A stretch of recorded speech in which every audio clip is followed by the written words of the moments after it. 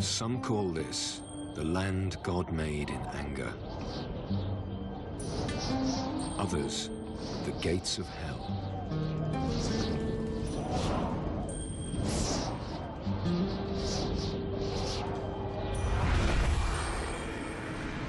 Scorching heat. Shimmering mirages. The deserts of Namibia in southwest Africa. This is a hostile place. Yet there's life here in abundance.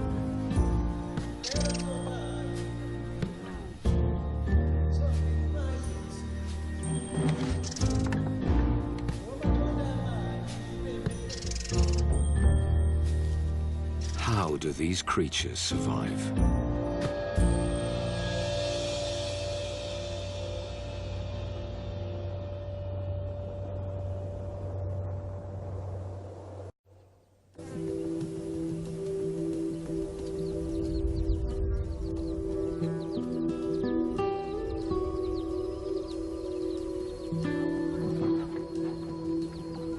Animals this size are rare in the desert.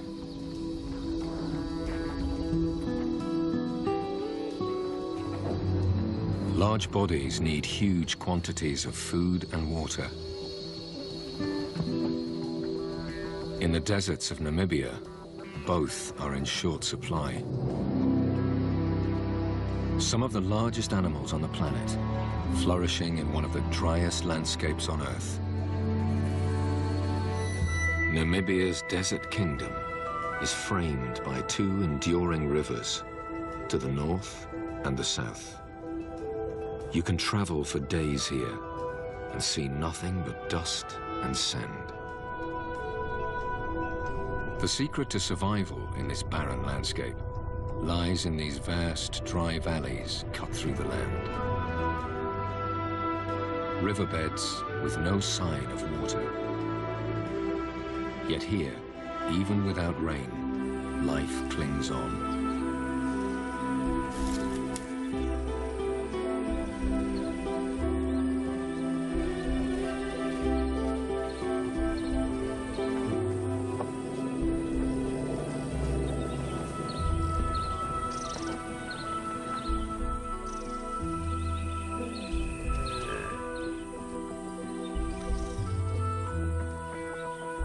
These rivers of sand are the desert's beating heart.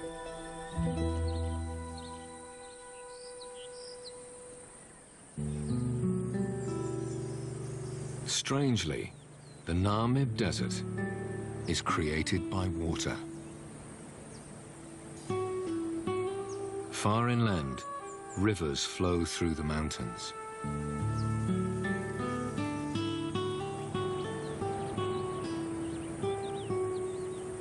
This is a land of rock and water.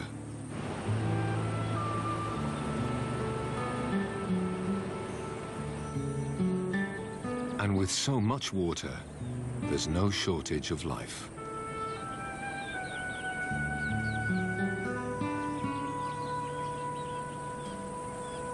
Rock hyraxes make their homes on the steep valley sides.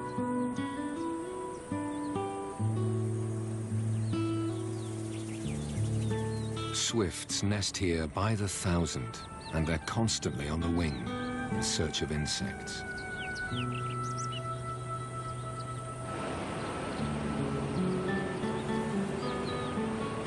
Over millions of years, water wears away the rock.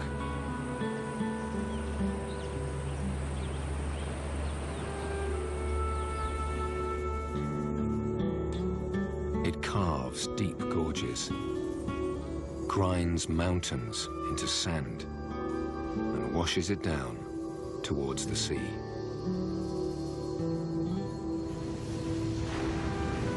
Eventually, sandy sediment flows from the river's mouth and settles on the ocean floor. Here, a new force takes hold. The powerful Benguela current sweeps the sand northwards along the coast and back in towards land.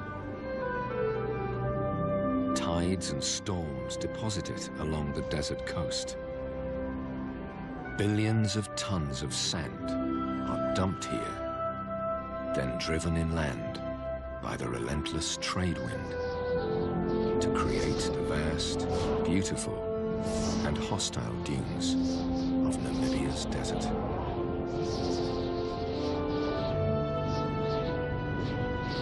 No rain. No water. Just sand.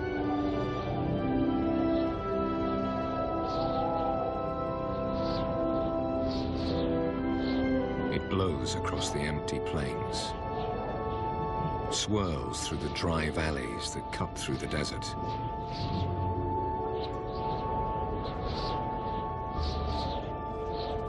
The valley floor is home to creatures that could survive nowhere else here. Springbok, oryx, even elephants.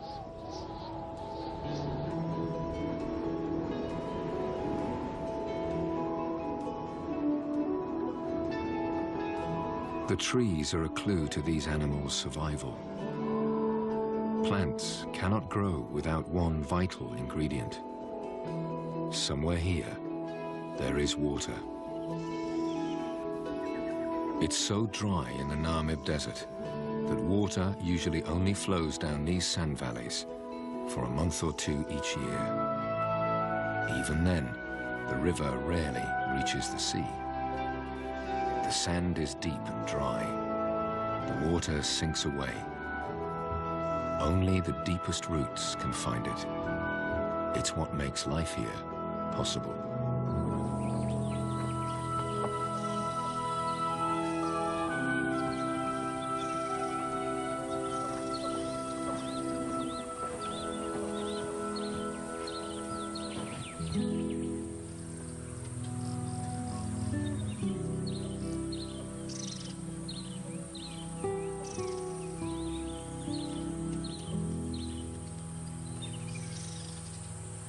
Even a full-grown bull elephant struggles to reach the good stuff.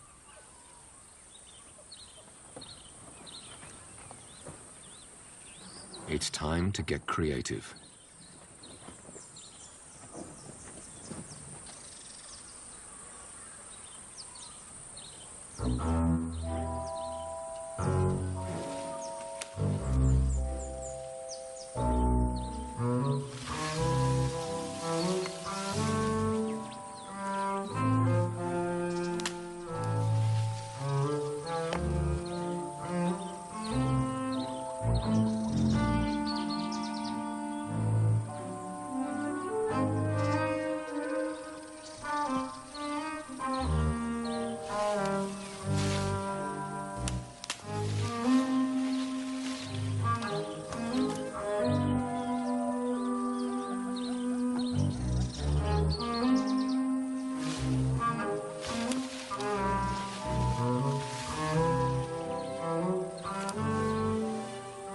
Elephants are social animals. They're not all tall enough to reach. So once the branch is down, it's not long before others want to share.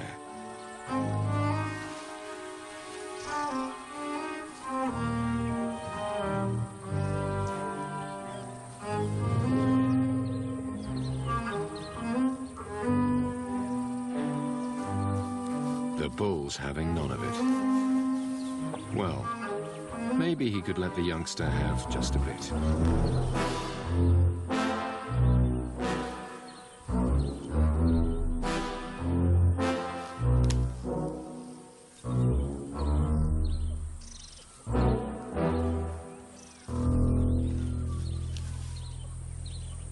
By the time the rest of the gang arrive, there's nothing left.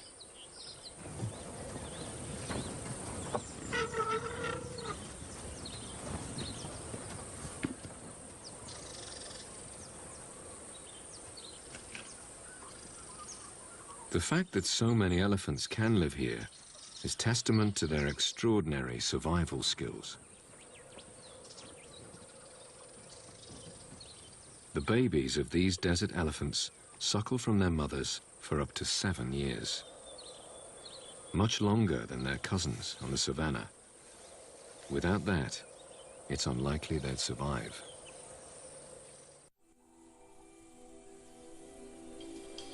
Moisture trapped beneath the sand is not the only source of water here.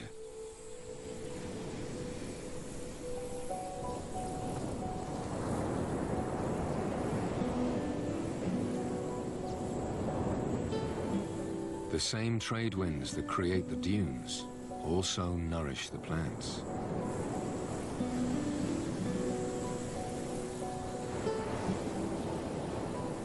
The weather along Namibia's coast is notoriously brutal.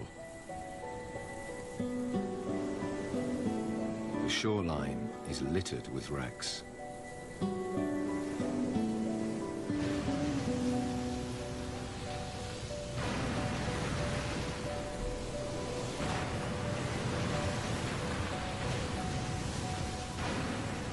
Those who survived the sea mostly died of thirst or exposure.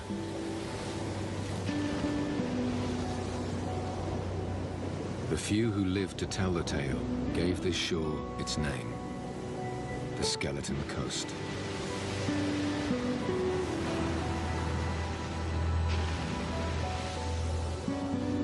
But these same currents that threaten ships also water the desert.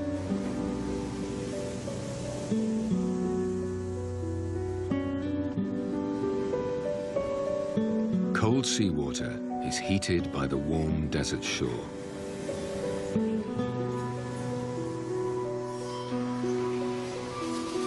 Moisture rises into the air.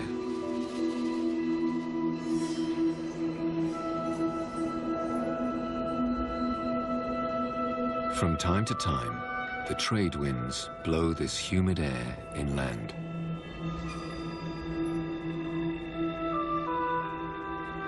Banks of mist drift across the desert.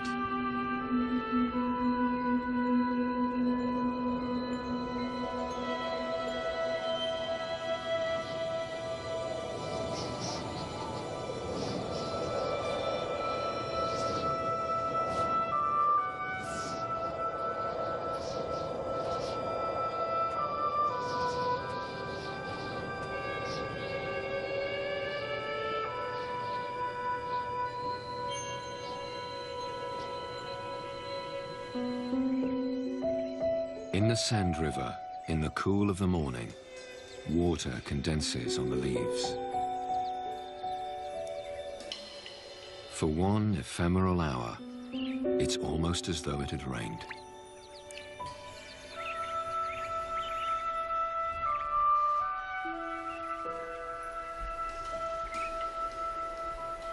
But soon, reality returns.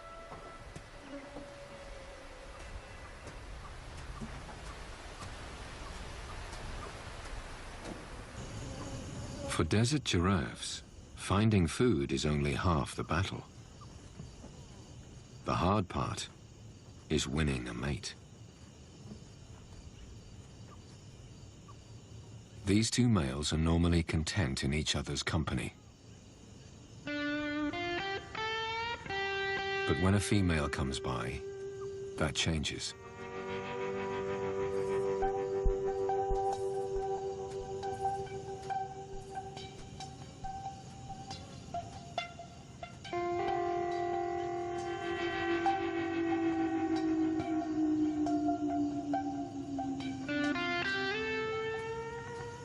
Male giraffes impress females by sparring.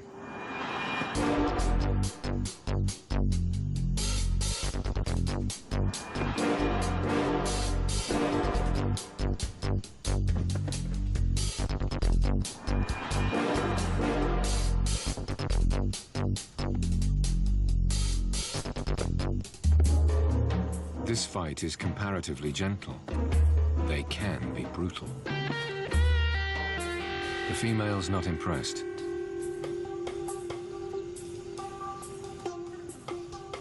She may not be ready. Or perhaps she's aware that they're not alone.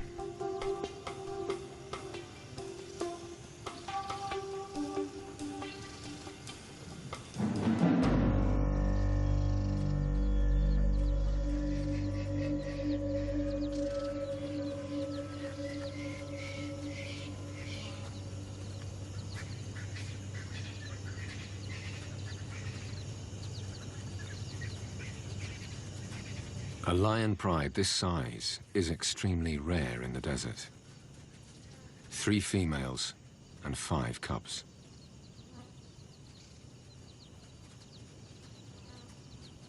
There is enough prey for them, but these desert lions have been persecuted by humans to near extinction.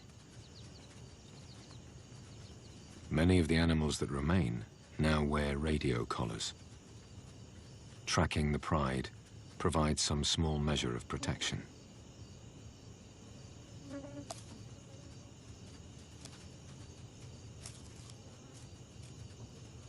Here, for now, they are comparatively safe.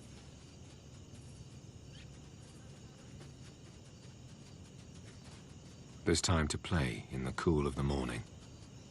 There's a whole world to explore.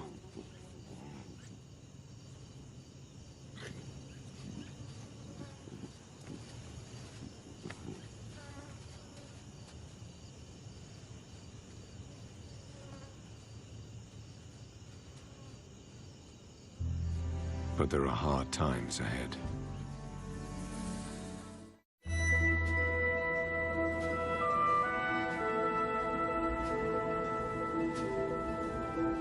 The Sand River has been dry for almost a year. And with every passing day, the land grows drier. It could be months before water flows again.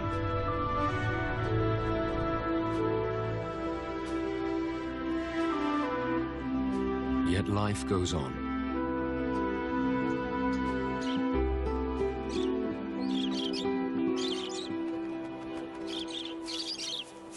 Lovebirds shelter in the shade of the rocks.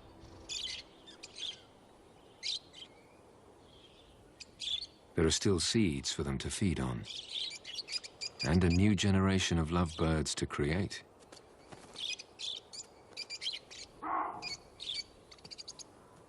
Baboons thrive here. These are true survivors. They too find shelter on the Sand River's rocky walls.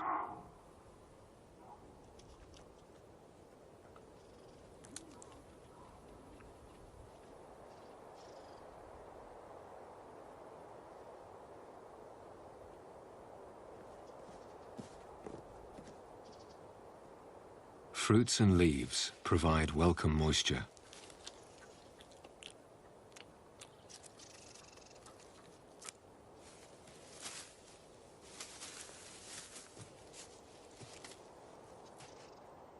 In the Sand River, food can be found if you know where to look.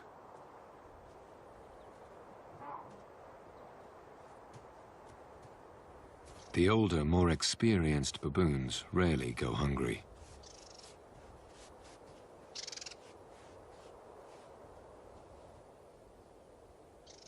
Food is not the problem. As always here, it's water.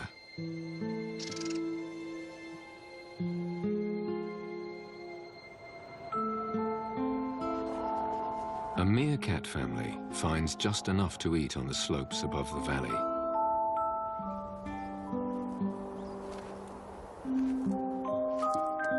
They can survive here because they don't need to drink. They get all the water they need from their food.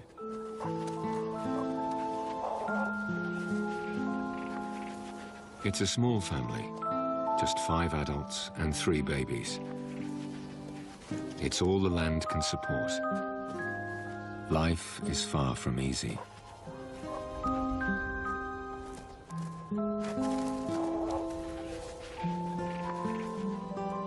Every day they must scratch a living from the unforgiving sand and gravel. Breakfast may be grubs or beetles, If they are lucky, a juicy scorpion.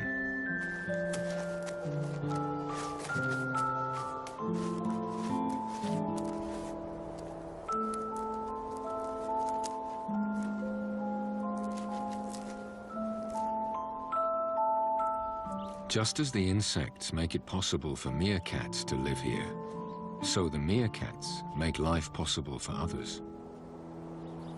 They must watch for foxes, jackals, snakes, and for danger from above. Eagles patrol these skies. This one has already made a kill. But it's not from their group. For now, the skies are safe.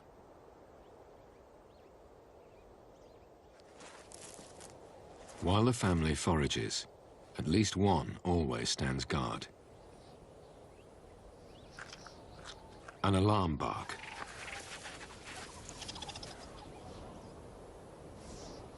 One has spotted danger.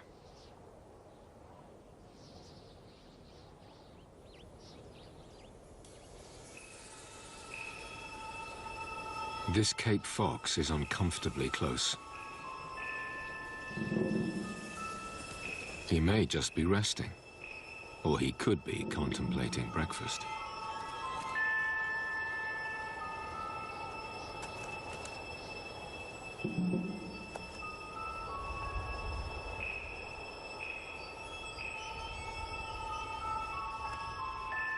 Most likely, he's just warming up in the early morning sun.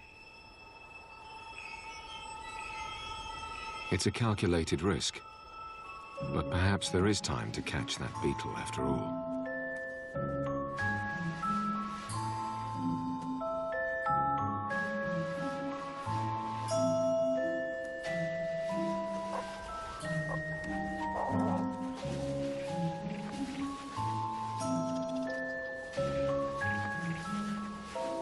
In the end, the family decide that the fox is just too close for comfort.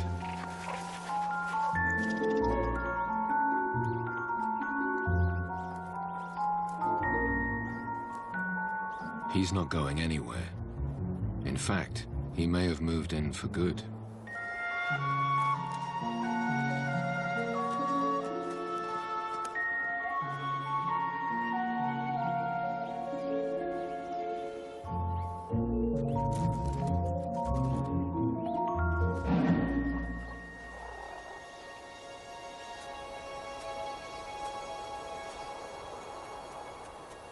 This may be a safer home.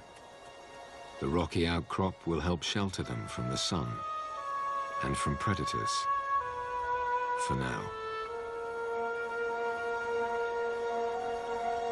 But inevitably, predators will find them again.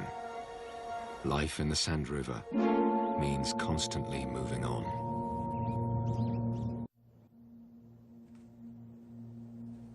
On the vast, barren plains between the Sand River valleys, life is even tougher. As always, it's all about the hunt for water.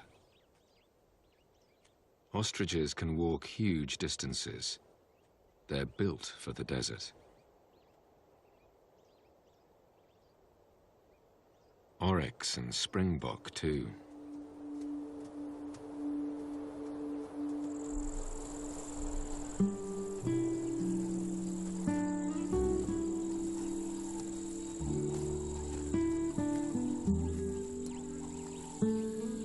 They're in search of a rare desert jewel.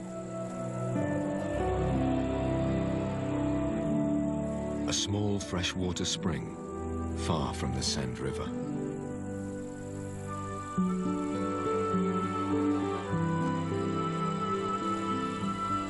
For the animals that can get here, there's a trickle of water all year round.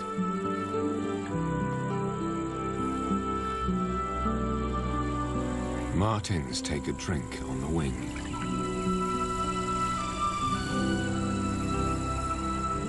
Sand grouse fly in from up to 60 kilometers away.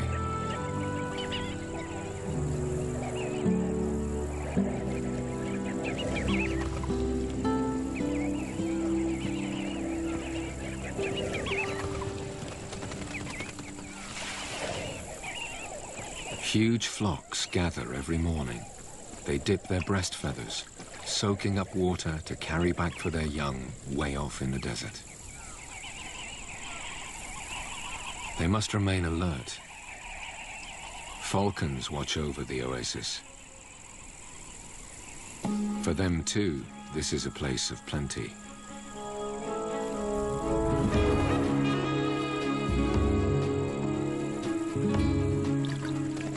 The grouse see the predator coming. They scatter.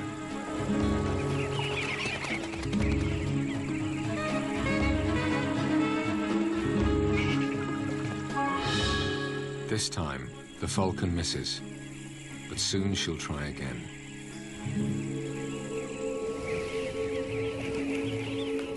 This time, the falcon doesn't miss.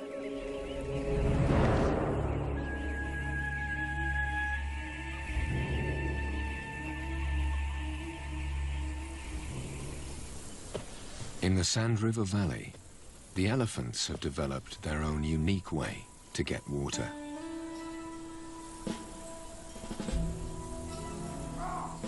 The trees have deep roots. They're proof that there is water here. The only problem is reaching it. The baboons grow excited when the elephants arrive.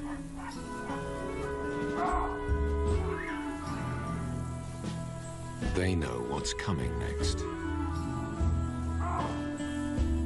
The elephants are their ticket to a free drink.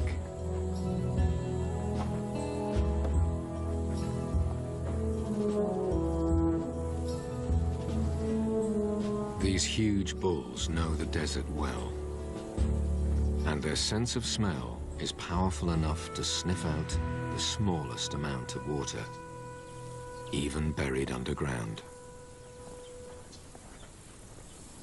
When he's pinpointed the spot, the bull begins to dig.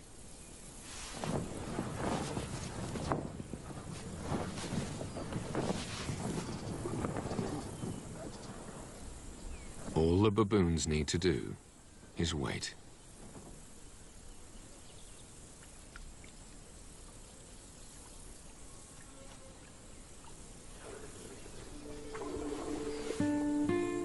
About a meter down, the elephant finds what he's looking for.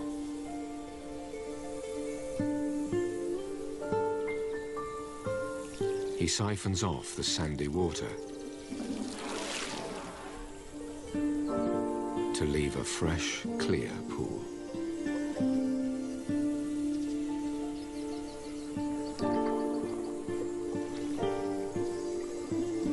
The elephants of the Sand River know all the places to dig. Most likely, they learned from their families.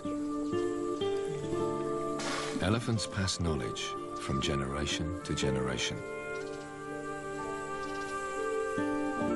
It's the key to their success. The baboons wait for the elephants to leave the freshly dug wells. Even an eagle welcomes a drink of fresh water in the desert.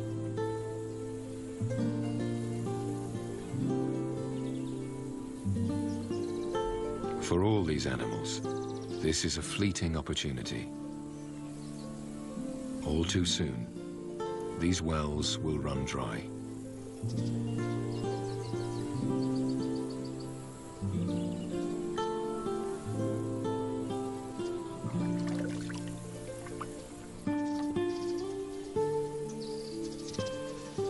The elephants go on their way, but they leave behind a new opportunity for hungry animals.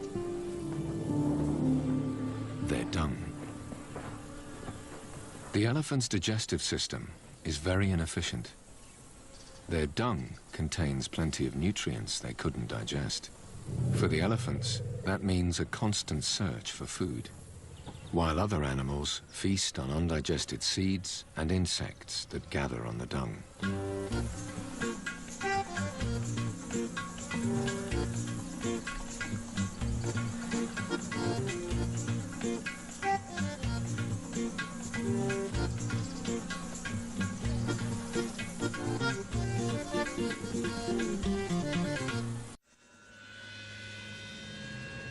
Soon the last drops of water and the last scraps of dung will be gone. Searing heat scorches the desert. One day the river will flow again. But first, it must rain in mountains hundreds of kilometers to the east.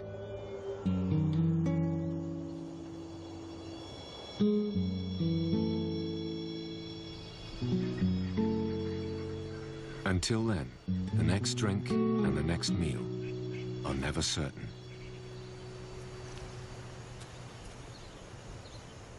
The lion cubs are about 5 months old. They need fresh meat every few days, or else they'll starve.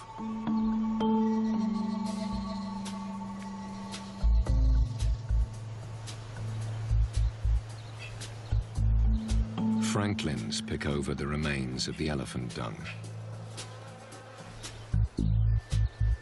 Ideal stalking practice for ambitious young predators.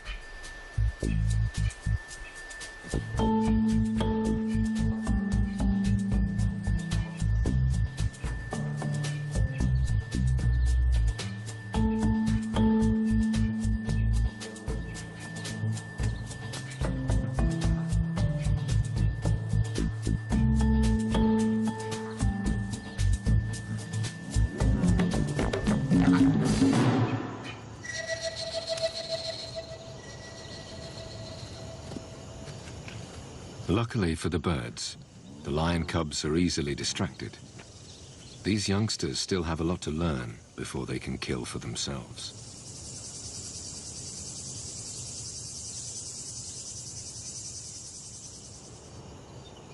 Lions are ambush predators, but in this desert environment, opportunities are rare, and concealment is hard. One cub can't resist and follows the adults. It's a mistake that could spoil the hunt and cost the small youngster its life.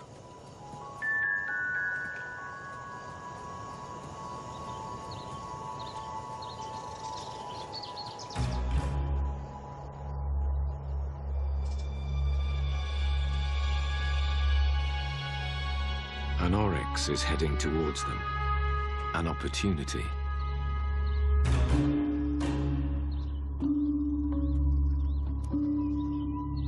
The lionesses split. 2 females hide behind a rocky outcrop. The other takes the direct approach, and the ambush is set.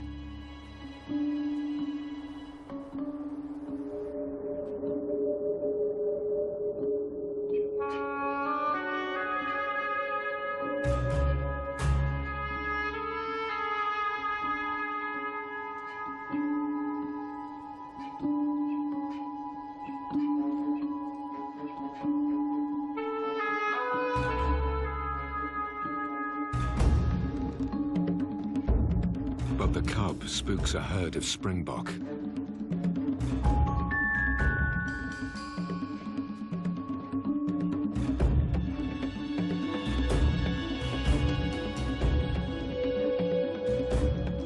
For the lone female, the moment is lost.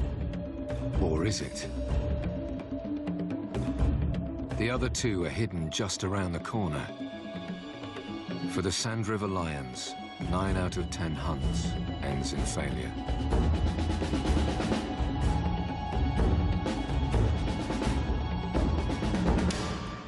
But this time, they're in luck. The females will eat their fill, then bring the cubs in to feed on what remains. But while most of the cubs wait patiently for the females to return, their sibling is lost. The lionesses return.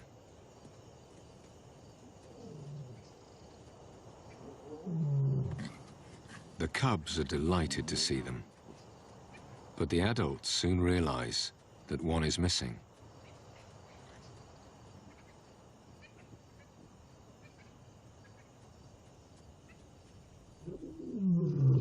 They call for the missing cub.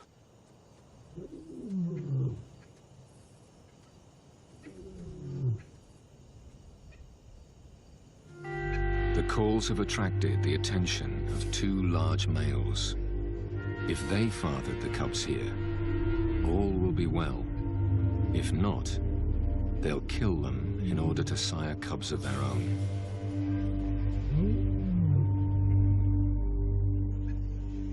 All alone in the bush, the stray cub is an easy target.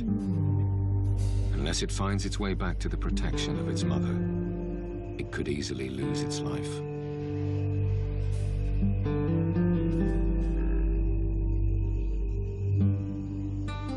The sun sets after another dry day in the Sand River. The land perpetually waiting for rain. A world balanced on a knife edge between life and death.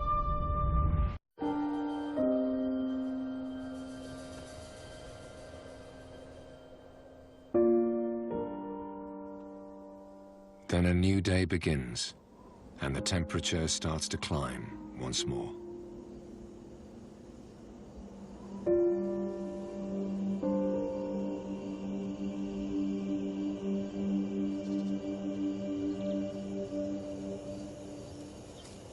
Mousebirds warm themselves in the morning sun.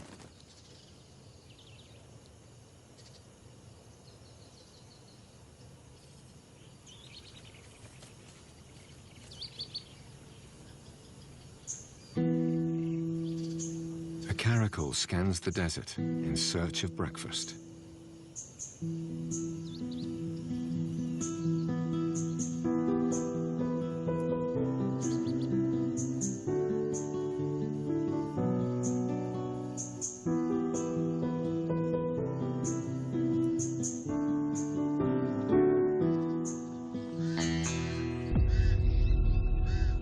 Pied crows mob her. She'll take their chicks if she can find them.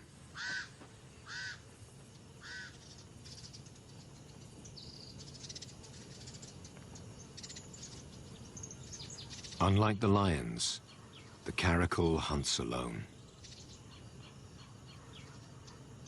Her huge ears can detect even the smallest movement in the undergrowth.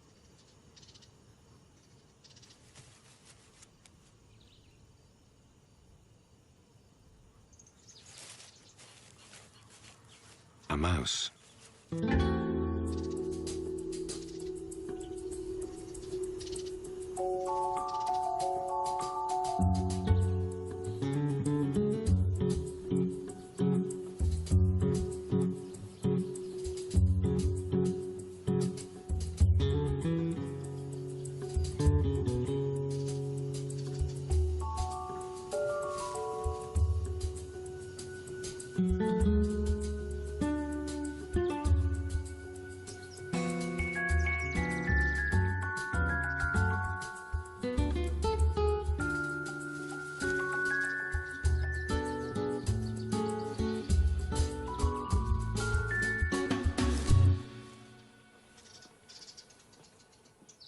The caracal gets both food and moisture from a single meal.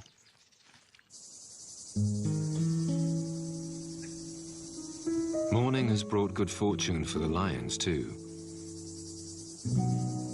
The males have stayed away. It's a sure sign that they are the cubs' fathers. If they weren't, by now the cubs would most likely be dead.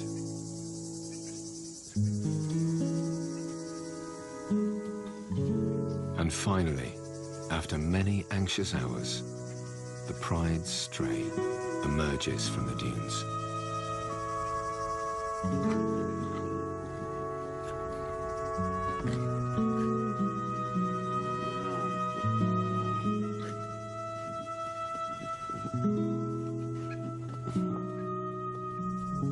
A joyful reunion amongst the parched and tangled roots.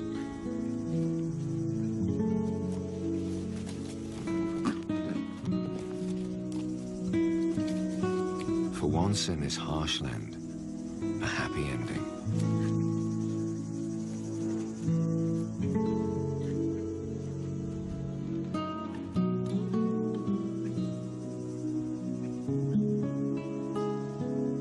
The males continue their long march around their territory, checking for intruders.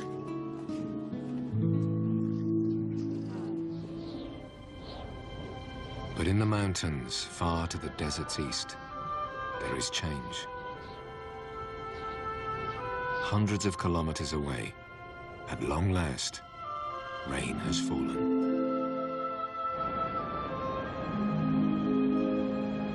It pours through rocks and canyons and spills out onto the desert floor.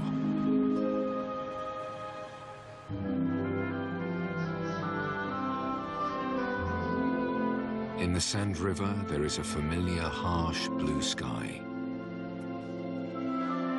Finally, many hours later, the river comes to life.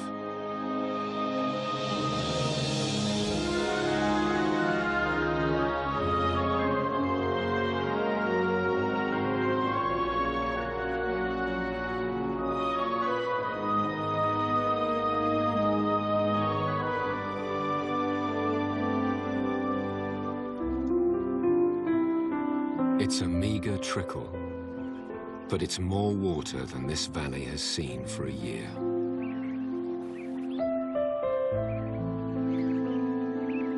The lifeblood of the Namib Desert.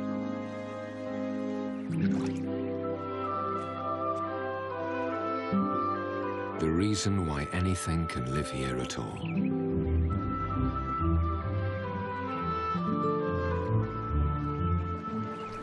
The water will soon soak away. It will pool amongst the rocks below the sand.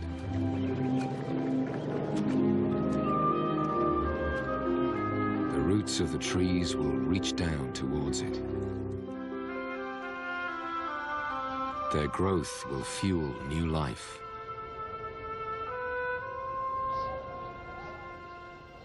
The Sand River is renewed.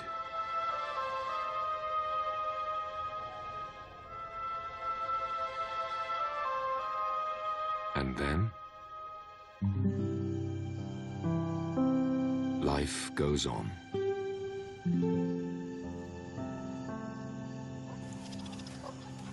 The future here is always uncertain.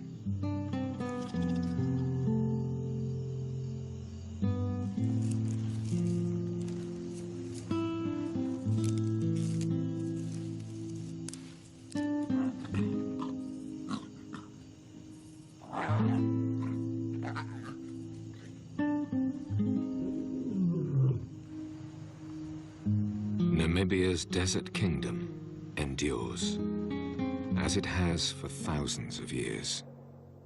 And the Sand River waits once more for the rains.